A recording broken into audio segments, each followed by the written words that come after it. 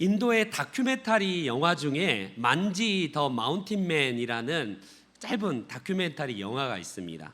그 영화는 실화를 바탕으로 말 그대로 다큐인데 한 사람의 일대기를 소개하는 내용이에요. 어느 날 결혼한 이 남자, 만지라는 이 남자가 농사를 짓고 있는데 아내가 때가 되면 밥을 가져와서 그냥 그곳 자리에서 밥을 먹게 되는데, 하루는 아내가 이제 점심 준비로 이 도시락을 가지고 오다가 그만 산에서 굴러떨어져서 치명적인 부상을 당해요. 인도의 열악한 환경 잘 아시잖아요. 빨리 병원으로 옮겨가야 되는데 직선 도로로 가면 10 몇 킬로만 가면 될 수 있는 그 거리, 그래서 촌각을 다투는 그 거리를 그냥 바로 직선으로 가면 되는데 앞에 돌산이, 큰 산이 막혀져 있는 거예요. 그러다 보니까 뺑 돌아서 55km나 먼 50몇 킬로나 돌아서 결국 돌아가다가 아내가 사망을 하게 됩니다. 이 사건을 계기로 만지히라는 이 남자가요 결심을 해요. 다시는 나 같은 비극을 겪게 하지 말아야겠다. 이 마을에 이 큰 돌산 때문에 병원 가기도 멀고 완전히 오질해서 이 돌산만 깎으면 충분히 가까이 가서 병원도 빨리 갈 수도 있고 위급한 우리 환자가 발생했을 때에 빨리 갈 수 있겠다 싶어서 아무리 민원을 넣어도 콧방귀도 안 끼는 거예요. 그래서 그가 그 중장비도 아닌 망치 하나와 정 하나로 쪼개기 시작합니다. 그 산을요, 큰 산을 그가 쪼개는데 무려 몇 년을 쪼개서 길을 내냐면 22년 동안 그냥 누가 뭐라고 하든 저 바보 같은 사람이 있나, 왜 저렇게 허튼 짓을 하지, 누가 막 조롱을 하고 왜 이렇게 해도 20년을 넘게 한결같이 그냥 망치와 정으로 그가 22년 동안을 결국 돌산을 깨서 이제는 멀리 돌아가는 그 길을 가까운 길로 만들었던 사람입니다. 그가 무려 22년 동안을 준비한 길이 단번에 이제 개통이 되어서 결과적으로 그 마을 사람들이 이제는 도시로 가기에도 굉장히 가까워졌고 편리한 도로가 생겼다는 겁니다. 이거는 한 나라가 한 것도 아니고 한 지방의 어떤 지방관이 한 것도 아닌 일개 개인이요 평생 22년 동안 그 열악한 조약한 그 장비를 들고 망치와 정으로 이뤄낸 일입니다. 그가 평생 했던 일은요 망치와 정으로 길을 만들었지만 그 길을 사용하는 데는 하루밖에 걸리지 않았다는 사실을 볼 수 있습니다. 우리는 옛말에 양병 10년이라는 말을 해요. 그러니까 군사를 기르기 위해서는 최소 10년 동안을 훈련을 시켜야 된다. 그래야 정예 부대가 되고 그래도 군인다운 군인이 된다, 이런 말이거든요. 양병을 키우기 위해서는, 진짜 양질의 군인을 키우기 위해서는 10년을 걸리는데 그 10년 걸려서 기른 이 군인을 사용하는 데는 용병 1일, 그러니까 하루밖에 쓰지 못한다 이거예요. 결과적으로 10년의 준비를 위해서, 하루의 이 쓰임을 받기 위해서 10년 동안 준비한다는 것이겠죠. 여러분 어떻습니까? 때로는 이런 바보 같은 일이 있나, 뭘 10년을 준비해서 겨우 그거 사용하기 위해서, 하루 쓰기 위해서 10년을 준비해? 이게 어찌 보면요 굉장히 어리석어 보이고 무의미해 보이지만 오늘 우리가 함께 살펴본 이 세례 요한의 삶이 그런 삶이었습니다. 인도의 만지라는 이 사람은 누가 알아주던 알아주지 않던 그냥 우직하게 마을 사람들을 위해서 내가 이 길을 내서 편리하게 우리 마을 사람들이 이용하게 해야겠다라는 그 일념 하나로 22년을 준비한 거거든요. 마찬가지로 오늘 본문에 나온 이 세례 요한이야말로 하나님 앞에서 짧은 생애를 살았지만 주님 오실 길을 예비했던 사람으로서 그가 진짜 준비된 사람으로 이제 짧은 인생을 살고 하나님께 이제 순교의 제물로 된 사람입니다. 오늘 본문을 통해서 우리 또한 그러면 준비하는 삶이 정말 중요할 텐데 어떤 삶으로 준비해야 될지를 이 세례 요한의 삶을 통해서 함께 살펴보기를 원합니다. 여러분, 말씀드렸듯이 10년을 길러서 하루를 사용해요. 우리는 잘 알듯이 사법고시를 비롯해서 여러 고시를 치르려면 하루 공부해갖고 하루 바로 그냥 합격하는 사람은 없을 겁니다.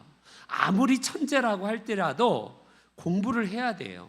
우영우라는 지금 드라마가 인기 있는데 아무리 천재인 우영우도 그 책을 안 보고서는요, 이 법전을 보지 않고서 어떻게 그 사법고시를 통과하겠어요? 두꺼운 그 책이 막 산더미처럼 쌓여 있는 것을 달달 외울 수 있고 공부하면서 결과적으로 사법고시를 통과하는 것은 그 시험 하루를 위해서 결국 준비하는 것 아니겠습니까? 마찬가지예요.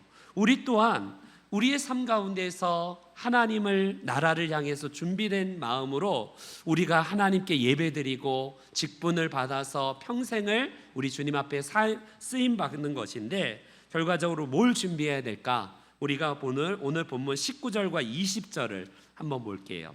오늘 본문 19절과 20절 한 번 더 읽어볼까요? 시작.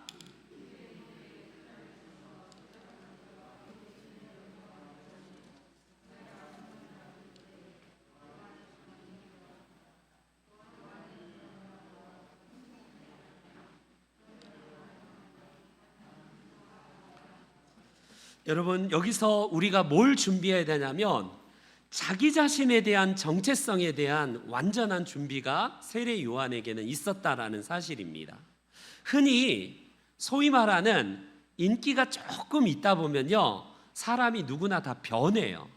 저 사람 안 그랬는데 왜 저렇게 맛이 가고 변할까? 가만히 들여다보면요, 교만해질 만한 그런 어떤 기미가 보일 때는요, 그가 굉장히 높아지고 있고 뭔가 남들에게 인기가 있고요, 뭔가 성과를 이루면요 교만해져요. 굉장히 겸손한 사람도 그 마음 자체가 원래 겸손하기보다는 환경에서 나오다가 결과적으로 환경에서, 예를 들어서 조그만 개척교회 목사였을 때는 굉장히 겸손한 목사님이 마치 큰 교회를 이루면 마치 자기의 능력으로 뭔가를 이룬 것처럼 착각해서 어깨에 막 힘이 들어가시는 분들이 있어요. 노예 들어가 보면 다는 아니지만 일부의 목사님들 보면 큰 교회 목회한다는 이유로 조금만 목회한다는 사람 그 목사님들 무시하고 자기가 뭔가 대단히 착각하면서 굉장히 유능한 사람으로 그렇게 하시는 분들이 가끔씩 있어요. 진짜 뭔가를 모르는 사람이죠. 오늘 이 세례 요한은 뭘 물어보냐면 너는 누구냐? 너 도대체 누구야? 라는 이 질문, 바로 바리새인들을 비롯해서 제사장과 레인들에게 파송받아서 조사받으러 온 이 사람들에게 너가 누구냐라는 이 물음에요, 충분히 사람들에 의해서 존경받았던 세례 요한은 아니겠습니까? 누구나 세례 요한을요 그 당시에 뭐라고 생각하냐면 오실 그분이 혹시 저 메시아? 저 세례 요한이 혹시 그 메시아가 아닐까? 바로 그 메시아다라고 많은 사람들이 낙점하고 있는 때였어요. 우리가 기다렸던 메시아가 저 사람임에 틀림이 없다라고 해서요, 그동안 기다려왔던 그 메시아를 이 세례 요한으로 낙점하고 있는 터에 그가 엄청난 사람들에게 사자우를 날리면서요 굉장히 큰 사역을 감당하고 있는 사람으로서 그는 충분히, 여러분 어떤 사람입니까? 교만할 수 있는 여지가 있는 사람 아니겠어요? 그런데 그는요 정체성을 바로 드러냅니다. 뭐라고 얘기하냐면 애매모호하게 답하지 않아. 그냥 사람들이 메시아라고 막 얘기하는 거에 침묵만 하고 있어도 내가 말하지 않았고 사람들이 막 여론에 의해서 막 인기에 의해서 만들어진 이 메시아이기 때문에 자기는 충분히 훗날에 얼마든지 변명할 수 있을 겁니다. 나 그런 얘기 한 적 없어. 사람들이 그랬을 거야. 사람들이 그랬을 뿐이야. 이렇게 해도 되는데요. 애매모호한 자세를 취하지 아니하고 오늘 본문에 보니까요. 숨기지 아니하고 밝히 드러내어서 그가 이야기를 합니다. 누구라고요?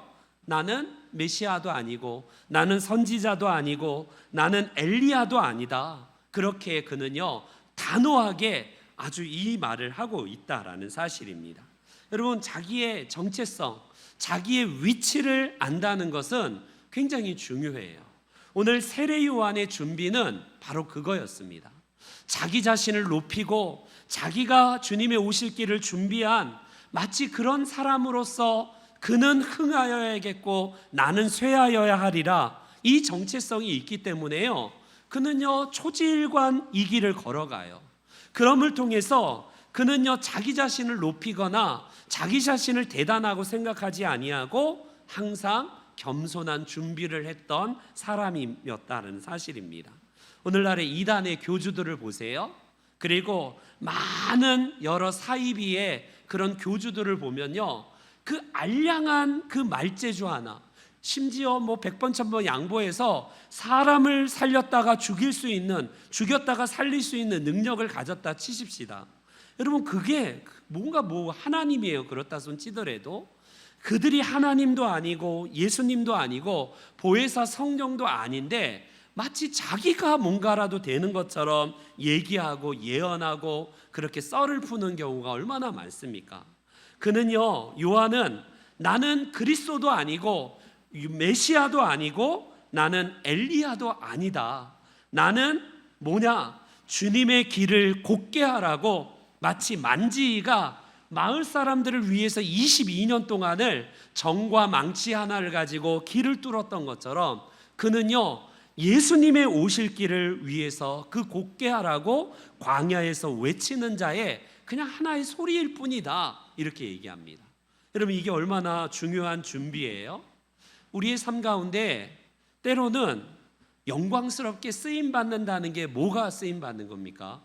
나는 목사가 돼야 되는데 목사가 되지 않아서 영광스럽게 쓰임받지 못해, 이런 겁니까? 여러분, 우리의 포지션의 문제가 아니라 이 세례 요한은요 겸손하게 자기는 소리처럼 흩어지고 광야에 외치는 자의 소리일지언정 결과적으로 예수님이 오실 길을 준비하는 그 준비가 그에게 있었다는 사실을 꼭 기억하십시오. 우리에게 교만의 그런 마음들이 들 때마다 다시 세례 요한의 마음으로 가셔야 될 것 같아요. 우리는 충분히 교만할 수 있는 가능성이 100%, 200%의 사람입니다. 누구나 다 환경이 그러지 않아서 그렇지, 그런 환경이 주어지면 누구나 다 예외 없이 전에 없던 교만함이 그 안에 막 나와요. 전에 소위 말하는 서리집사 때는 그러지 않았다가 뭔가 중직자가 되면 마치 뭔가 대단한 것처럼 생각해서 교만해지는 경우가 뭘까요? 이게 위치와 환경에서 주어진 교만 아니겠습니까? 우리 주님께서는요 바로 주의 길을 겸손하게 예비하고 준비했던 세례 요한처럼요 우리는요 하나의 그냥 그의 신발끈 묶기도 나는 제대로 되지 못한 사람으로 나는 합당치 않은 사람이다라는 이 겸손한 자의식, 그 준비가 우리 그리스도인의 삶 가운데 필요합니다. 두 번째로 오늘 세례 요한이 준비했던 이 준비는 뭐냐? 29절 한번 읽어볼게요. 29절 다 같이 한번 29절 다시 읽습니다. 시작.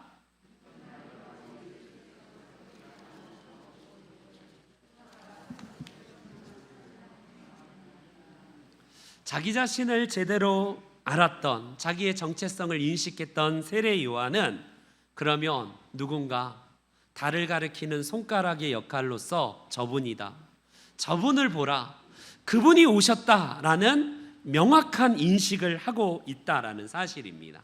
여러분 한번 보세요. 예수님이 당시에 예수님보다 세례 요한의 인기가 더 높았어요. 세례 요한이 더 주목받았고 사람들에 의해서 세례 요한이 진짜 대단한 사람이었지만 나는 아니다. 그는 자기 자신을 겸손하게 인식할 뿐만 아니라 그러면 누구냐? 바로 저분이다 라고 하면서 바로 세상 죄를 지고 가는 하나님의 어린 양이다 라고 하면서요, 그분을 높이는 삶을 살게 됩니다.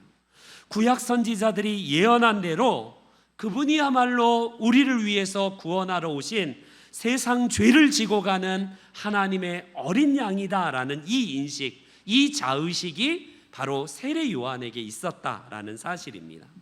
예수님을 진짜로 잘 알아야 된다는 거죠. 예수님이 우리들에게 있어서 어떤 분이신가를 세례 요한은 명확하게 인식하고 있어요. 그분이야말로 대단한, 우리에게 뭔가 먹고 배불리게 할, 우리를 이 로마로부터 정복받은 이 나라를 독립시켜줄 그런 사람이다라고 인식하지 않아요. 철저하게 구약에서 예언했던, 우리에게 배불리 먹여주고 밥을 먹여주는 존재가 아닌 세상 죄를 지고 가는 하나님의 어린 양이다라는 이 인식으로 그분을 통해서 우리는 죄가 씻어지고 그분이야말로 참된 구세주라는 사실을 그가 고백하고 있다라는 사실입니다. 여러분, 예수님은 단순하게 우리의 사업을 좋게 늘려주는 그런 사람, 우리가 기도할 때에 뭔가 부족하면 채워주는 그런 우리들의 어떤 그런 분, 그 정도가 아니에요. 우리 주님께서는요, 하나님의 아들이심을 증거할 정도로 우리 예수님을요 명확하게 인식하고 있었습니다. 우리의 남은 준비도 뭘까요? 우리가 왜 교회 안에서 봉사하고 때로는 성경 공부나 양육을 통해서 우리가 공부하는 게 뭐예요? 바로 예수님이 누구신가? 예수님이 진짜로 누군가를 우리가 머리로 아는 게 아니라 우리의 삶으로, 우리의 참된 고백으로 우리가 하는 것이 진정한 준비가 아니겠습니까? 여러분, 그렇기 때문에 우리는요 사람을 위해서 시험 봉사하지 않아요. 윤석열 대통령이 그랬잖아요. 나는 사람을 위해서 일하지 않는다 막 그러면서 굉장히 인기가 높았잖아요. 여러분, 그렇습니다.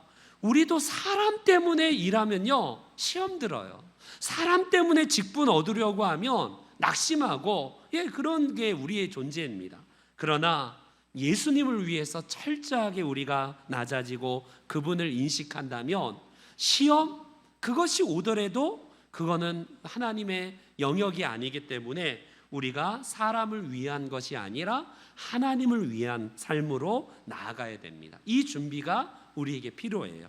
마지막 세 번째, 우리 34절 말씀 한번 다시 읽겠습니다. 34절 시작.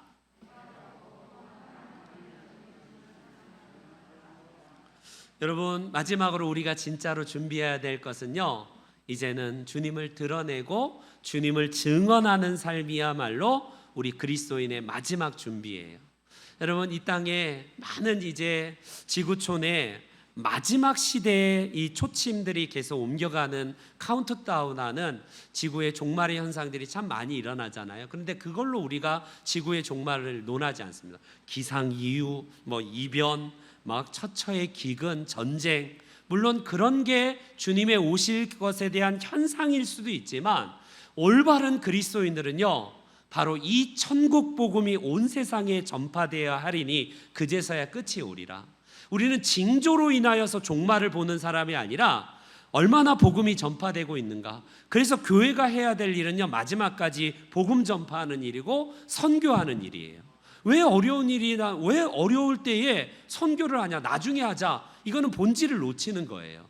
본질이기 때문에 우리가 전도하는 것이고 그리스도를 증언하는 삶이 진짜 준비 아니겠습니까? 세례 요한은 바로 그거였습니다.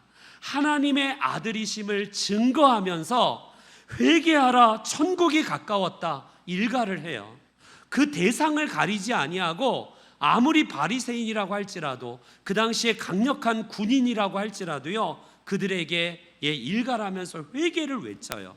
그래서 책망하면서 회개에 합당한 열매를 맺으라고 했던 이유가 거기에 있습니다. 우리가 잘 아는 찬송가 304장, 나 같은 죄인 살리신의 작사가인 잔 뉴튼 목사는요 원래 목사가 아니라 아시다시피 영국의 그가 중간 노예 상인이었어요. 그래서 아프리카에서 흑인들을 잡아다가 미국이나 유럽에 있는 그 사람들에게 이 흑인들을 팔아먹은 아주 파렴치한이죠. 그걸 죄라고 인식하지 못했던 것은 다 그렇게 하는데 뭐 이거는 흑인은 영혼이 없다라고 생각하니까 당연히 소나 돼지처럼 대해도 된다, 짐승이나 마찬가지다라고 생각했기 때문에 그런 파렴치한 일을 어렸을 때부터 신앙생활했던, 그리고 어머니가 그렇게 기도했던 어머니거든요. 그래도 죄의식이 없어요.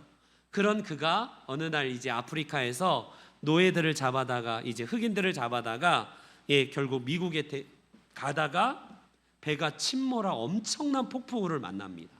그때 그가 누구나 다 굉장히 큰 폭풍우가 칠 때는 우리는 다 불신자가 없고 다 막 무신론자가 없고 다 뭐 기도하게 되잖아요. 얼마나 다급했던지 그가 뭐라고 기도했는지 보세요. 우리 엄마의 하나님이라고 기도합니다. 왜? 엄마가 기도하는 어머니거든요. 우리 엄마가, 나의 엄마가 섬기는 하나님, 제발 살아계시다면 저를 한 번만 기회 주셔서 살려달라고 그가 그 대서양 폭풍 치는 그 바닷가에서 기도합니다. 만약 이 폭풍우에서 살려주신다면 나 이 생활 청산하겠습니다. 혹시 하나님이 살아계셔서 나를 벌하시려고 나를 죽이신다면 제발 한 번만 기회 주셔서 더 이상 이 일을 안 하겠습니다라고 기도를 해요. 그 기도에 결국 하나님께서 응답을 하셨는지 그가 결국 그 폭풍우가 잠잠해지고 결국 살아남게 되고, 그는요 그 뒤로 결국 그 기도대로 청산을 하고 그 다음에 이제 목회자가 됩니다. 목회자로서 그는 마지막 남은 인생을 어떻게 살았다고 전해지냐면 평생 맨발로 다녔다고 해요. 왜? 자기의 죄 때문에. 물론 예수 그리스도의 그 은혜로 완전한 씻음을 받았지만 그 흑인들에 대한 그 죄값을 치른다는 의미에서 그는요 계속해서 맨발로 다니면서 평생 목회자로서 남은 인생을 살다가 그는 마지막 기억이 희미해질 때문에 해질 쯤에 이 두 가지를 고백합니다. 나는 다 잃어버려도 내가 한 가지만은 꼭 기억하는데 내가 어마어마한 죄인이다 라는 그 사실, 그리고 내가 어마어마한 죄인이지만 이 어마어마한 죄를 씻을 수 있는 그리스도의 은혜는 더 크다라는 그 인식을 가지고 이제 운명하게 됩니다. 여러분, 바로 그거예요. 주님을 만났던 사람들은 삶이 변하고요 예수 그리스도를 증언하는 삶을 살게 됩니다. 세례 요한은요 바로 이 인식으로서 그가 준비하면서 비록 짧은 30여 년의 삶을 살다가 참수를 당해서 헤롯 대왕 때에, 결국 헤롯 대제 때에 그가 결국 죽임당하지 않습니까? 오늘 우리는요 부활의 증인으로, 예수님의 증인으로 산다는 건 쉽지가 않을 거예요. 하다못해 요즘 많이 없어지긴 하지만 도로를 지나가다 보면 현수막 붙어 있잖아요. 목격자를 찾습니다. 목격자 제발 살해할 테니 좀 알려주세요. 요즘에 많은 CCTV가 설치되어 있어서 그런 현수막이 많이 사라졌긴 하지만 여전히 결정적인 목격자가 있음에도 불구하고 그 자리에 목격자가 분명히 있었는데 나타나지 않아요. 왜? 불려다니고 불이익이 있을까 봐, 괜히 내가 나섰다가 괜히 나에게 손해가 볼까 봐 목격자로서의 역할을 감당하지 않는 사람들이 있지 않습니까? 마찬가지예요. 여러분, 그 정도가 아니라 예수님의 목격자, 부활의 증인으로서 우리가 주님의 증인으로서 오늘 세례 요한처럼 살아야 되는데, 세례 요한은 이 증인의 삶을 살다가 이때는 조금 약하게 믿다가 강하게, 그러지 않고요 끝까지 예수 그리스도를 증거하다가 결국 그는요 감옥에서 헤롯에 의해서 참수당해서 순교당하지 않습니까? 바로 그겁니다. 우리 주님을 준비하는 것은 바로 이거예요. 우리가 주님을 증인으로서 우리의 삶이 어떻든지 간에 우리에게 주어진 삶에서 예수 그리스도를 드러내고 증인의 삶을 사는 겁니다. 비록 목격자로서 내게 불이익이 있어서 목격을 했지만 더 이상 증인으로서 나타나지 않는 사람들과 같이, 혹시 내가 은혜를 경험했는데 나에게 이런저런 이 불이익 때문에 내가 그리스도를 드러나지 않는 삶을 살고 있다면 결과적으로 우리는 준비되지 못한 삶이라고 할 수 있습니다. 바라기는 양병 10년의 이 좋은 군사를 키워서 용병 1일 하루에 쓰임 받기 위해서 그렇게 사용된다면 우리도 마찬가지 아니에요? 내가 그런 세월들을 위해서 준비되어서 하나님 나라를 위해서 사용된다면 얼마나 가치 있는 일이고 얼마나 이게 놀라운 일입니까? 저와 여러분들이 남은 인생, 주님이 우리에게 언제 오실지 모르고 우리의 죽음이 언제 우리의 삶에서 끝날지 모르지만 주님 앞에서는 그날까지 늘 준비된 세례 요한의 삶처럼 저와 여러분들도 그런 아름다운 인생의 발걸음 하시는 준비된 우리 귀한 성도님들 되시기를 주의 이름으로 축원합니다. 아멘. 아멘. 광고 드리겠습니다.